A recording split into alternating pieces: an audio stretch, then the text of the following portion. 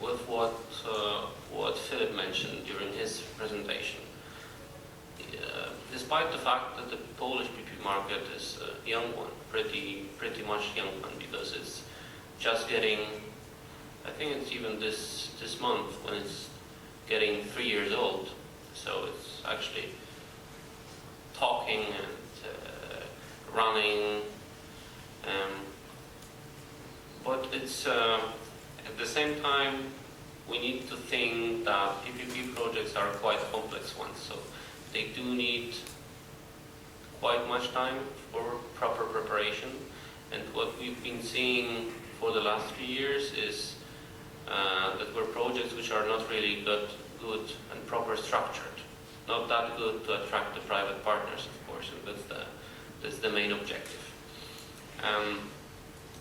So I would definitely agree with Philip that the market is maturing.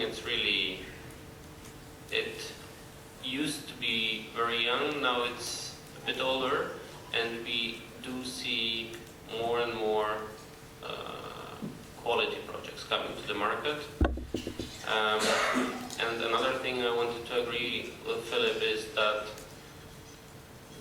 these are rather municipalities driving the PPP projects in Poland, and I must admit this is the stage of the entire market. So we do see municipalities, cities, communes actually managing their needs and through PPPs, and we will definitely see more and more better projects coming to the market just for the start. Okay, perhaps we can ask Pavel to add on. I'd like also to refer to what Philip said about a political cycle in Poland, except for one thing that I partly disagree with that. I've seen a big number of projects which were announced to the market or to the general public, in fact, right before elections. And usually there were aqua parks and sport and leisure projects. Projects named PPP were used as an argument for re-election or election of the person who actually put it in front of the people. Because at that time the word PPP was kind of a magic phenomenon, and if somebody didn't know what to say about the financing methods, he mentioned PPP. So we've seen a lot of leisure projects right before elections. Of course, most of them were forgotten a day after the elections. So this is why we haven't seen much of success in the year 2011, especially in the second half. The bad situation with the Eurostat and Ministry of Finance and the head statistics office even deepened the problem.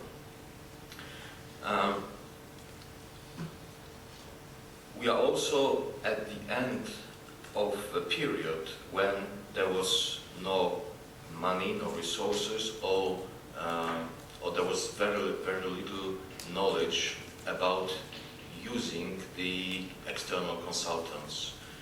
Part of this job was successfully done by the Ministry of Regional Development, who has funds to cover the costs of consultants, and there is a lot more knowledge and consciousness within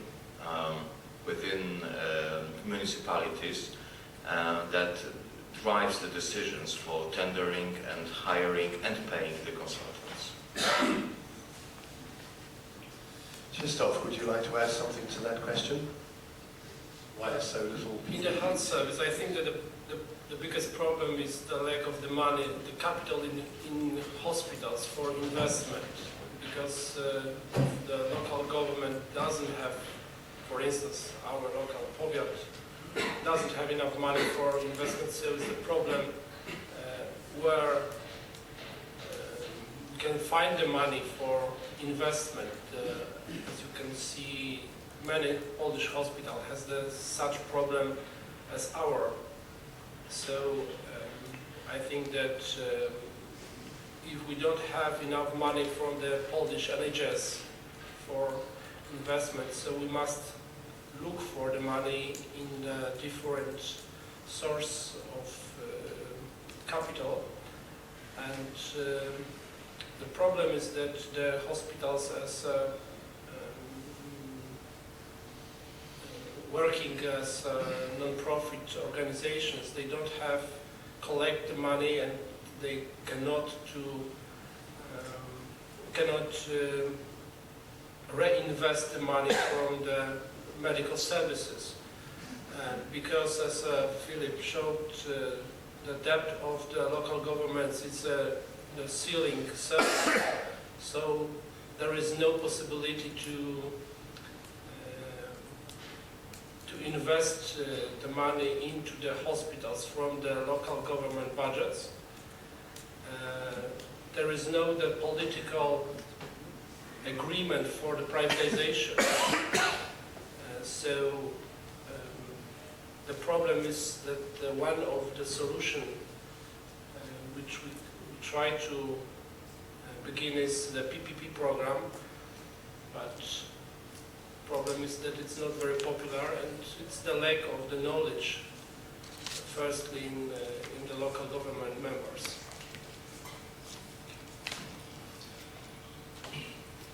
I think the question of why have there been so comparatively few projects Triple PPP involved has been well answered by my Polish colleagues.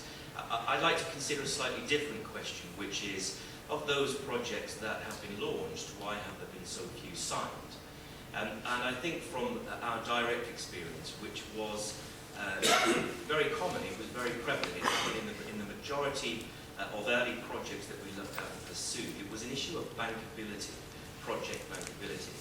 And what that means is there are two fundamental requirements for the financing to be provided, and that is, or they are that risk is well managed and security is well provided, essentially creating a comfortable situation for a bank to lend into a project. And the reality was that risk was not well managed, risk management was not well managed, nor the right kind of security. And I'm not just talking about security packages, or security parcels, whatever that may be, but I'm also talking about some critical contractual clauses. For example, what happens on termination, regardless of who's at fault. These were landmines that we regularly met as we worked through long negotiation processes. And the fundamental issue is, as Krzysztof has just mentioned, a lack of knowledge and experience particularly within the public sector negotiating teams, but equally sometimes as well on the private sector side. Essentially, there were two very different mentalities sat at the table. And as the word partnership implies, compromise is critical, very difficult to achieve. And it is a process of all sides understanding where are the backstop positions, what things are not negotiable, and having experience in actually working through a complex process such that all parties are satisfied and the project can begin. So bankability was a critical problem. But again, in general theme with my presentation, that is now improving, and the expertise, understanding and knowledge, particularly